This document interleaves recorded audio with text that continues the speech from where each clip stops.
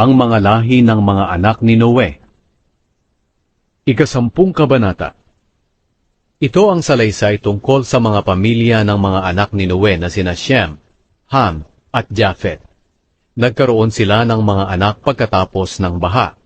Ang mga anak ni Japhet na lalaki ay sina Gomer, Magog, Madai, Javan, Tubal, Meshek, at Tiras. Si Gomer ay may mga anak din na lalaki na sina Ashkenaz, Rifat, at Togarma. Ang mga anak naman ni Javan ay sina Elisha, Tarshish, Kitim, at Dodanim. Ito ang mga lahi ni Japhet. Sila ang pinagmula ng mga tao na nakatira sa mga dalampasigan at mga isla. Ang bawat pamilya nila ay nakatira sa sarili nilang lugar na sakop ng bansa nila, at may sarili silang wika. Ang mga anak ni Ham na lalaki ay sina Cush, Mizraim, Put, at Kanaan.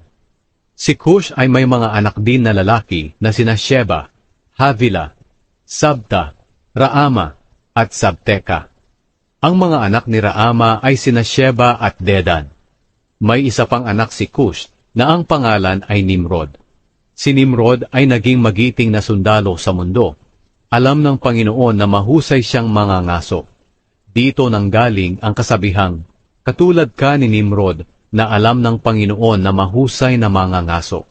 Ang unang kaharian na pinamahalaan ni Nimrod ay ang Babylonia, Erek, Akkad. Ang lahat ng ito ay sakop ng Shinar. Mula sa mga lugar na iyon, pumunta siya sa Assyria at itinayo ang Ninive, Rehoboth-ir, Kala, at Resen, na nasa gitna ng Ninive at ng Kala, na isang tanyag na lungsod. Si Mizraim ang pinagmula ng mga Ludeo, Anameo, Lehabeo, Naftu, Patruseo, Kaslu, at ng Kaftoreo na siyang pinagmula ng mga Filisteo. Si Kanaan ang ama ni na Sidon at Het. Si Sidon ang kanyang panganay. Si Kanaan ang siya ring pinagmula ng mga Jebuseo, Amoreo, Gergaseo, Hiveo, Arkeo, Sineo, Arbadeo, Zemareo, at Hamateo. Sa bandang huli, nangalat ang mga lahi ni Kanaan. Ang hangganan ng lupain nila ay mula sa Sidon, papuntang Gerar hanggang sa Gaza, at umabot sa Sodom, Gomora, Adma, Zeboyim, at hanggang sa Lasya. Ito ang mga lahi ni Ham. Ang bawat pamilya nila ay nakatira sa kanilang sariling lupain na sakop ng kanilang bansa, at may sarili silang wika. Si Shem na nakatatandang kapatid ni Japhet ang pinagmulan ng lahat ng Eber. Ang mga anak na lalaki ni Shem, sina Elam, Ashur, Arphaxad, Lud, at Aram. Ang mga anak ni Aram, sina Uz, Hul, Geter, at Meshek. Si Arphaxad ang ama ni Shela, at si Shela ang ama ni Eber. May dalawang anak na lalaki si Eber. Ang isa ay pinangalan ng Peleg. Dahil noong panahon niya, ang mga tao sa mundo ay nagkahati-hati.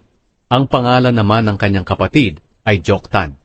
Si Joktan ang ama ni na Almodad, Shelef, Azarmavet, Jera, Hadoram, Uzal, Dikla, Obal, Abimael, Sheba, Ophir, Havila, at Jobab. Silang lahat ang anak ni Joktan. Ang lupaing tinitirhan nila ay mula sa Mesya at papunta sa Sefar, sa kabundukan sa silangan. Ito ang mga lahi ni Shem. Ang bawat pamilya nila ay nakatira sa sarili nilang lupain na sakop ng kanilang bansa, at may sarili silang wika. Ito ang lahat ng lahi ng mga anak ni Noe, na nasa iba't ibang bansa. Sa kanila nagmula ang mga bansa sa buong mundo, pagkatapos ng baha.